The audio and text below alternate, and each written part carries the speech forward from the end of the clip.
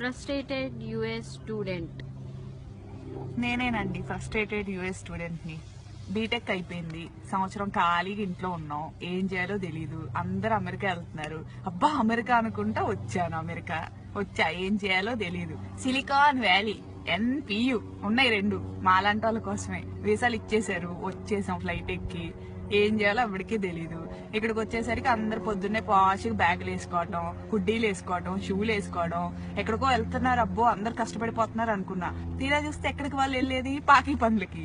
ఇల్లు కడగటం, పిల్లలకి స్నానాలు చేయించడం, అన్నాలు పెట్టడం, ఇవే వాళ్ళు చేసే పనులు. వచ్చేస్తారు మళ్ళీ పాష్గా అదే బ్యాగులు. బస్సులో వస్తారు, కొంతమంది కార్లలో వస్తారు, నెలకి 2000 సంపాదిస్తారు. అయిపోయింది, వస్తారు, ఇంటికి వస్తారు, వండుకుంటారు, తింటారు, పడుకుంటారు. ఇక్కడ ఇల్లు చెప్పలేనంత కాస్ట్లీ, ఒక్కొక్కటి 3000 రెంట్. కట్టుకోలేరు, ఏం చేస్తారు? గొర్రెల్లాగా ఒక్కొక్క రూముల్లో 7, ఇల్లు మొత్తం 15 మంది ఉంటారు. సో 300 కట్టుకుంటారు. అంతమంది ఉంటే ఇల్లు క్లీన్ గా ఉంటదా? ఉండదు. బగ్గులు అంట, అయ్యో కొత్త రకమైన పురుగులు ఇక్కడ వస్తాయి, బగ్గులు వస్తాయి.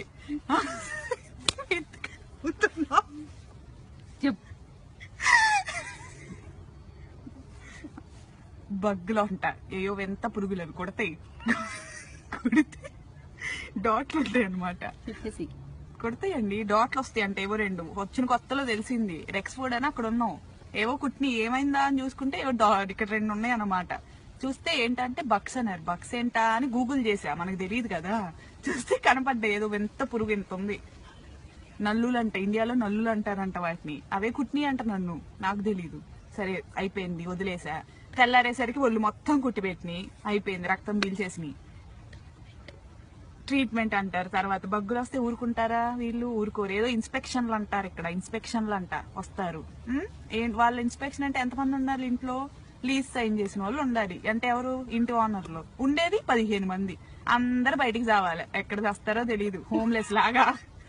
ఇప్పుడు నేను కూర్చున్నా చూడండి, ఇదిగోండి, మాకు ఇన్స్పెక్షన్ ఉంది ఇంట్లో. ఎట్టొచ్చా, ఇక్కడ ఉన్నా నేను. దాహం వేస్తుంది, మంచినీళ్ళు ఉండవు, ఆకలి వేస్తుంది, తిండుండదు, కార్డులు ఉండవు, అన్ని రూమ్ లో ఉంటాయి. రూమ్ లో పెట్టి వాళ్ళు లాక్ వేసుకొని వెళ్ళిపోయాడు. ఇదిగో ఇప్పుడు ఇక్కడ కూర్చొని ఎండలో చలికి వణుకుతున్నా, హుడ్డీ లేదు, మర్చిపోయి వచ్చా. వణుకుతూ కూర్చున్నా, ఇక్కడ ఎండలో కూర్చున్నా. అందుకనే కొంచెం లైటింగ్ వస్తుందని. ఎవరన్నా వాటర్ ఇస్తారా అని ఎదురు చూస్తున్నా, దిక్కులు చూస్తున్నా. తెలుగు వాళ్ళు ఎవరన్నా కనపడతారేమో, వాటర్ ఇస్తారేమో,